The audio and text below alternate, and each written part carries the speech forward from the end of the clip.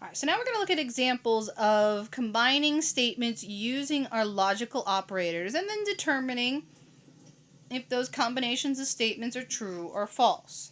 All right, so kind of examples to go along with the negation, conjunction, the logical operators that we talked about in the last video. All right, so suppose my first two statements are the following. My P statement is the number 15 is prime. Right, that's false. 15 is not a prime number. Q is the number 20 is even. Well, that's true. Number 20 is even. All right, so I've got a true statement and a false statement. So again, P is false, Q is true. All right, so now we're going to combine them using our logical operators and determine if the new statements are true or false. All right, so P and Q. And so the statement would be, the number 15 is prime and the number 20 is even. Well, remember, with the AND operator, both statements need to be true. Since this one is false, the entire statement is false. So this is a false statement. All right, well, what if we switch it up by just doing OR instead? All right, P or Q. Well, the term of the statement would be the number 15 is prime or the number 20 is even.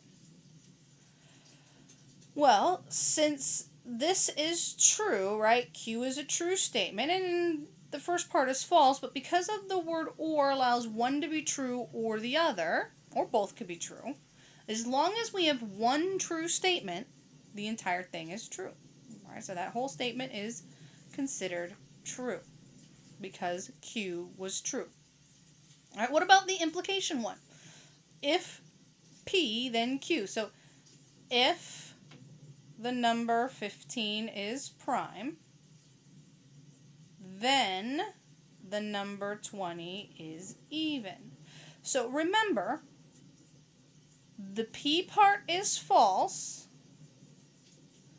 The premise was false, but the conclusion was true. If the conclusion is true, the entire statement's considered true. All right, so again, because this is true, the entire statement's considered true. All right, this one has a negation and an OR, so it's got two operators. So this is the negation or Q. So first of all, not P. All right, so remember what P is. So the number 15 is not prime, or the number 20 is even. Well, once we put the not in there, that made that a true statement, right? This was true because the negation is always the opposite. So if P was false, not P was true, and that's true. 15 is not prime is true, which means that entire statement is true because both parts are true, right? Both parts are true. So this whole thing is true. All right, the next one are actually giving you examples. If the number 20 is even, then 15 is not a prime. So this is if Q, then not P, right? Not a prime number. 15 is not a prime number. Well, Q is true. Not P is true, so the entire statement is true.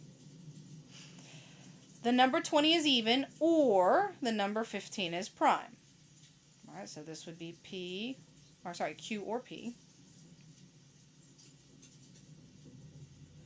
Well, Q was true, right? That's true. The number 20 is even. P was false, but because we use the word or, one of them's true, so that makes the whole statement true, as long as it's the word or, not the word and. All right, the number 20 is not even, and the number 15 is not prime. So this one has a negation for both of them. This one is not Q and not P. Well, not Q is false because Q was true. Not P was true. But because we use the word and, both statements need to be true. The first statement was false, and so that makes the entire thing false. All right, the entire statement was false. And so that's how we can use the different type of operators to get new statements that can be true or new statements that can be false. All right, let's look at the next example.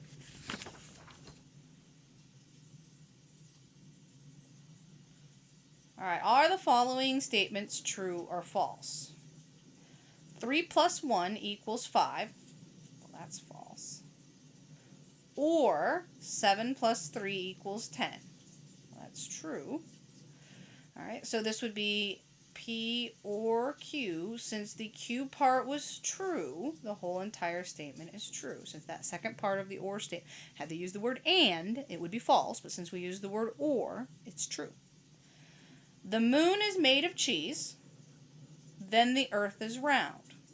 All right, so this is an if P, then Q. P is false. Q is true, right? The premise was false, but the conclusion was true, means the whole statement is true. All right, the next one. If the moon is made of cheese, then the earth is flat. All right, so again, it's another if P, then Q. All right, both statements are false, right? P is false. Q is false, which makes the whole thing false, right? If both statements are false in my if P then Q statement, means the whole thing is true. I know it's kind of one of again, the if-thens ones are a little harder, but remember, the only time the if-then is false is when the first statement is true and the second statement is false. If the if statement is true and the then statement is false. Otherwise, it's true. All right, so false, false. If false, then false, true. All right, so that's a true statement.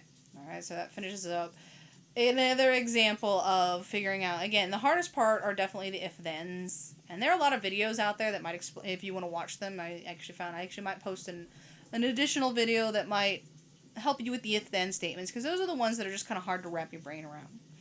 All right, we'll stop the video there. I'll pick up variations on conditional statements in the next set of notes. So we're going to make these if-thens and change them up a bit.